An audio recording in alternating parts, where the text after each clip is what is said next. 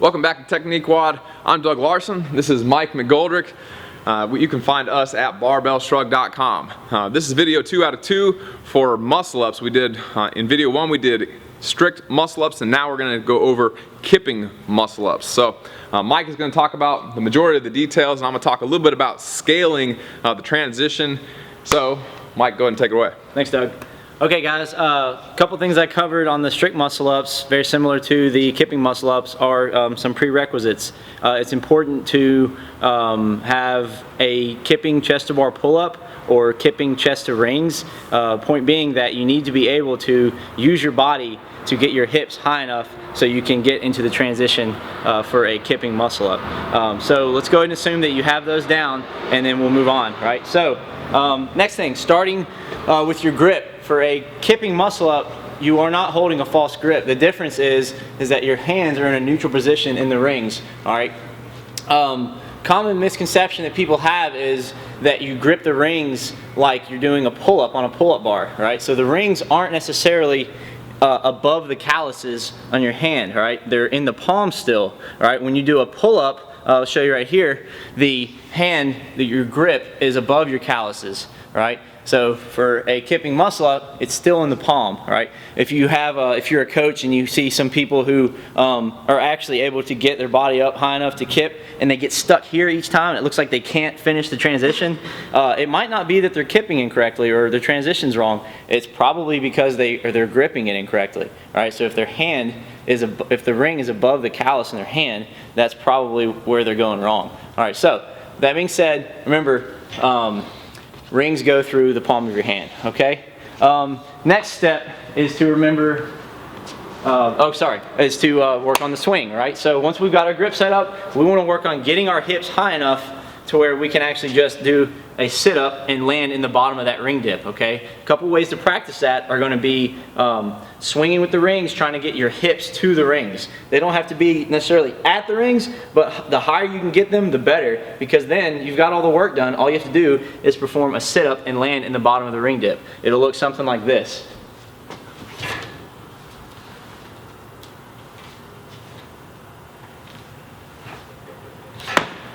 Okay? So if you can get your hips high enough, your body is horizontal, in a horizontal position, parallel to the floor, the next step is just to perform a very fast sit-up. Okay? What this is going to do is going to land you deep in the bottom of a ring dip, and then from there you kip out of the ring dip. Okay? So it'll look, the transition will look something like this. Okay? So you saw that I brought my hips high enough to where then I violently just did a very fast sit-up.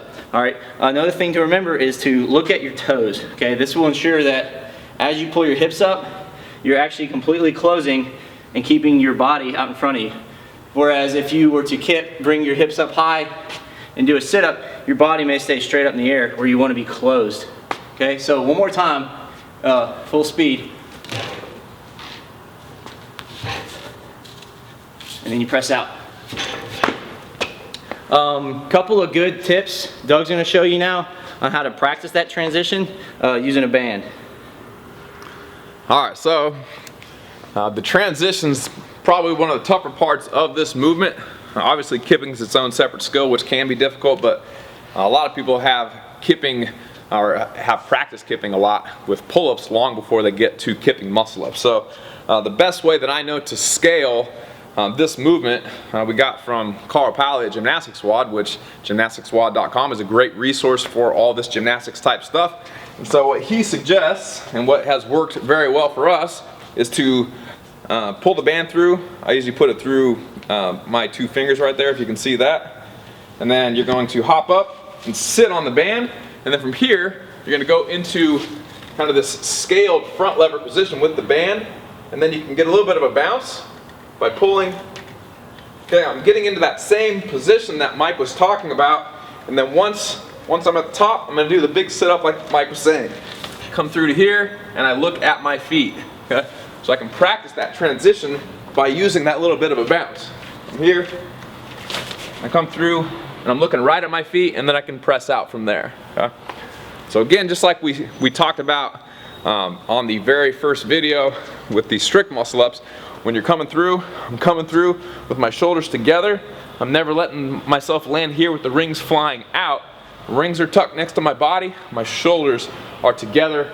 I'm looking at my feet with a nice neutral neck. I'm not broken like this with my shoulders forward. Okay? So that's the best way that I know of to scale the transition for kipping muscle ups. Mike now is going to talk about 2 different ways to dismount once you get to the top so you can flow into your next repetition. All right, like he said, one of the benefits of kipping muscle ups is that you're able to string together several of them. It's much easier than doing a false grip muscle up. False grip muscle ups are very difficult to string several together because you have to keep the false grip and turn out. It just requires a lot of grip and pulling strength, much more than is needed.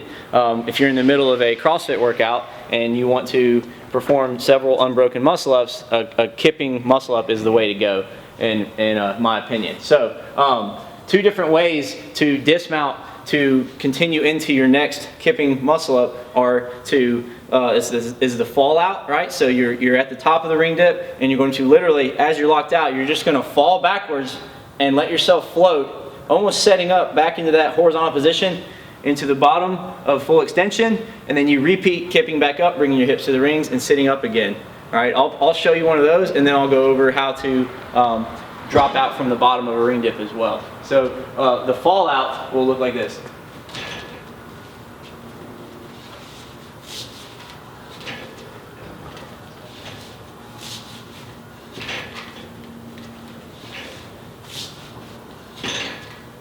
Okay, pretty effortless once you get it down. The next one is just a different taste. Some people like to come down into the bottom of a ring dip and then fall back. It requires less energy than the fallout, in my opinion, because you're not falling as fast, but they are not as fast as the fallout maneuver. So look something like this.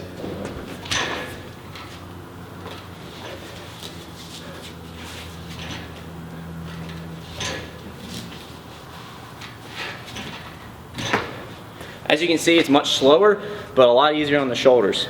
Doug, do you have anything else? That's it. If you have any questions about muscle ups and you want to contact me or Mike, you can go to barbellshrug.com, click the Ask a Question tab at the top of the page and fill out that short survey, or you can go to Twitter and ask us a question at barbellshrug on Twitter. If you like this video or any of our other videos, make sure to share it on your Facebook wall by clicking share and then the Facebook icon, and then also like it. Thanks, Shrug Thugs.